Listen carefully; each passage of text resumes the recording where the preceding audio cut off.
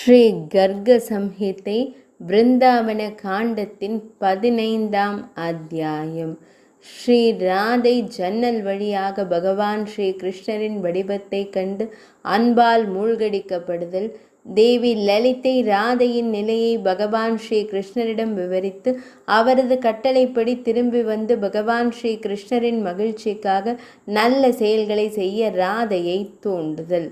நாரத மாமுனிவர் கூறினார், அரசரே, நான் இதை தங்களிடம் கூறிவிட்டேன் என்கிறார்.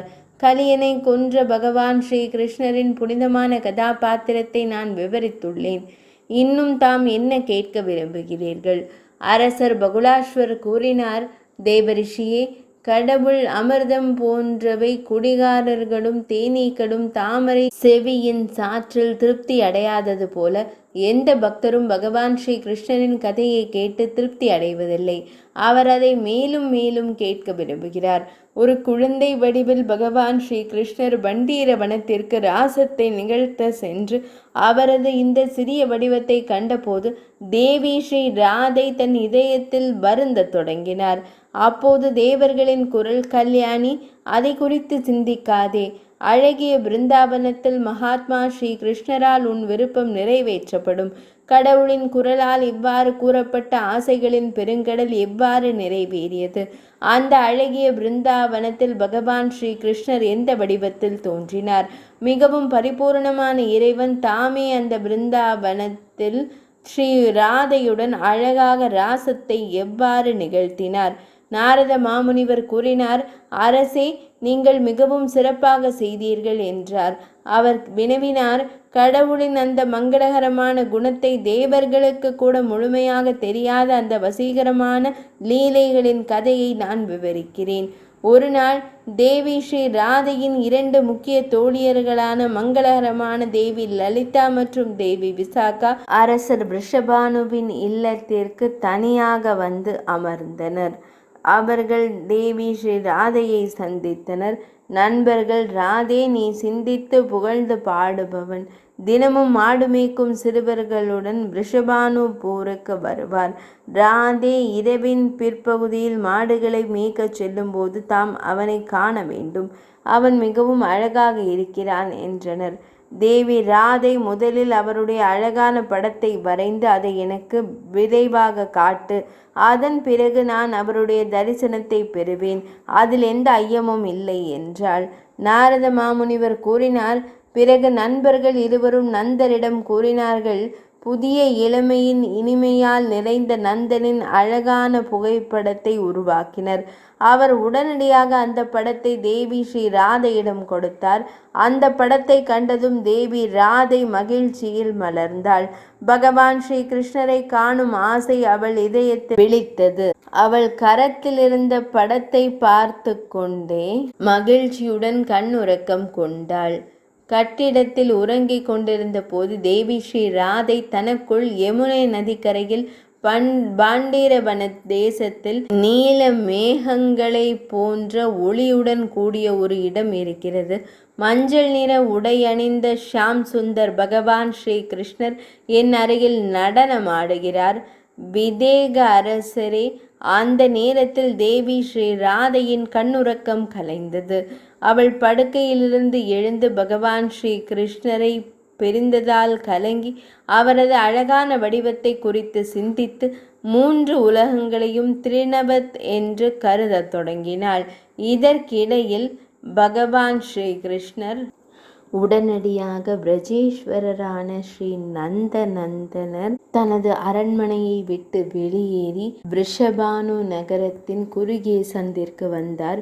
நண்பர் உடனடியாக ஜன்னலுக்கு சென்று தேவி ஸ்ரீ ராதையிடம் காட்டினார். அவரை கண்டதும் அழகான தேவி ஸ்ரீ ராதை மயக்கமடைந்தார்.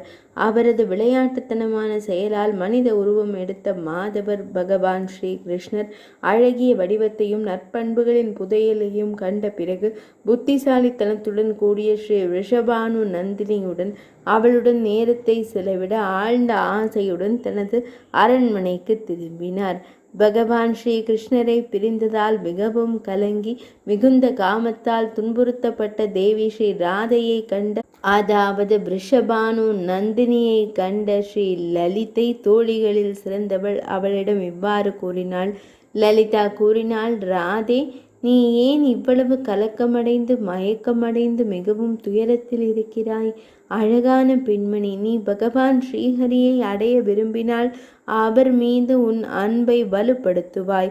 3 உலகங்களின் அனைத்து மகிழ்ச்சியையும் அவர் தற்போது கட்டுப்படுத்துகிறார்.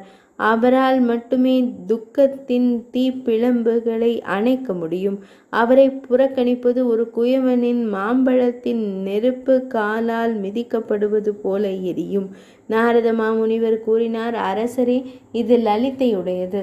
இந்த அழகான பேச்சை கேட்ட பிரஜேஸ்வரியான தேவி ஸ்ரீ ராதை விழிகளை திறந்து தன் அன்பு தோழியிடம் அடைபட்ட குரலில் உரையாடினாள். ராதை கூறினாள், தோழியே, பிரஜபூஷணான ஷியாமசுந்தரின் தாமரை பாதங்களை பெறாவிட்டால் நான் இந்த உடலை ஒருபோதும் எடுக்க மாட்டேன். இதுவே எனது தீர்மானம். நாரத மாமுனிவர் கூறினார், மிதிலேஸ்வரரே, தேவி ஸ்ரீ ராதையிடமிருந்து இதனை கேட்ட லலிதை பயத்தால் மூழ்கி யமுனை நதிக்கரையில் இருந்த அழகிய பகவான் ஸ்ரீ கிருஷ்ணரிடம் சென்றாள். மாதவி கொடிகளின் சிக்கலால் மூடப்பட்ட தேனீக்களின் சலசலப்பு நிறைந்த ஒரு ஒதுக்குப்புறமான பகுதியில் கடம்ப மரத்தின் வேருக்கு அருகில் அவர் தனியாக அமர்ந்திருந்தார். அங்கே தேவி ஸ்ரீ லலிதை பகவான் ஸ்ரீஹரியிடம் கூறினார்.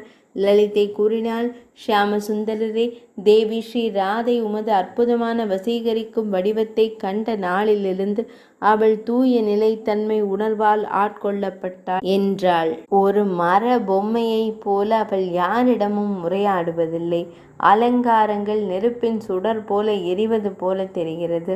அழகான ஆடைகள் அவளுக்கு சூடான மணல் போல தெரிகிறது.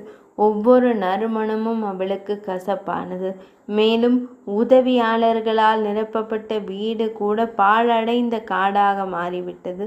அன்பான பெண்ணே, நீங்கள் இல்லாத நேரத்தில் என் தோழி ஒரு அம்பு போன்ற பூவை போலவும் மலரை போலவும் சந்திரன் ஒரு விஷ செடியைப் போலவும் உணர்கிறாள் என்பதை அறிந்து கொள்ளுங்கள். எனவே தேவி ஸ்ரீ ராதையின் தரிசனத்தை எனக்கு விரைவாக வழங்குங்கள். உங்கள் பார்வை மட்டுமே அவளுடைய துக்கங்களை தணிக்கும். நீங்கள் எல்லாவற்றிற்கும் சாட்சி. பூமியில் உங்களுக்கு தெரியாதது என்ன? நீங்கள் மட்டுமே இந்த பிரபஞ்சத்தை படைத்து நிலைநிறுத்தி அழித்து விடுகிறீர்கள். இருப்பினும் உச்ச இறைவனாக நீங்கள் அனைவரையும் சமமாக நடத்துகிறீர்கள். ஆனால் நீங்கள் உங்கள் பக்தர்களை அவர்கள் மீது அதிக அன்புடன் வணங்குகிறீர்கள். நாரத மாமுனிவர் கூறினார், அரசரே, தேவி லலிதையின் இந்த அழகான வார்த்தைகளை கேட்டு பிரஜ தெய்வமான பகவான் ஸ்ரீ கிருஷ்ணர் மேகங்களின் இடியை போன்ற ஆழமான குரலில் உரையாடினார். ஸ்ரீ பகவான் கூறலானார், பாமினி, மனதின் அனைத்து உணர்வுகளும் தானாக என்னை நோக்கி, உயர்ந்த புருஷோத்தமனான என்னை நோக்கி மட்டும் பாயவில்லை. எனவே எல்லோரும் என்னை தங்கள் பக்கத்திலிருந்து நேசிக்க வேண்டும். இந்த பூமியின் அன்பை போன்ற வேறு எந்த வளமும் இல்லை. அன்பின் மூலம் மட்டுமே நான் அணுக முடியும். பண்டீர வனத்தில் தேவி ஸ்ரீ ராதையின் இதயத்தில் ஆசை வெளிப்பட்டது போல அது அதே வடிவத்தில் நிறைவேறும். நல்ல மனிதர்கள் எந்த காரணமும் இல்லாமல் அன்பில் அடைக்கலம் அடைகிறார்கள்.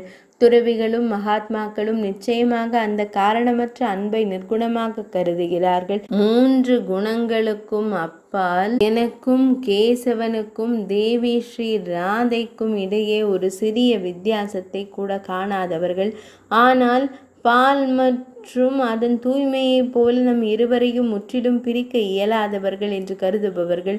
அவர்களின் இதயங்களில் காரணமற்ற பக்தியின் அடையாளங்கள் மட்டுமே உள்ளன. மேலும் அவர்கள் மட்டுமே எனது பிரம்ம பாதத்தில் கோலோக சுதம் நுழைகிறார்கள்.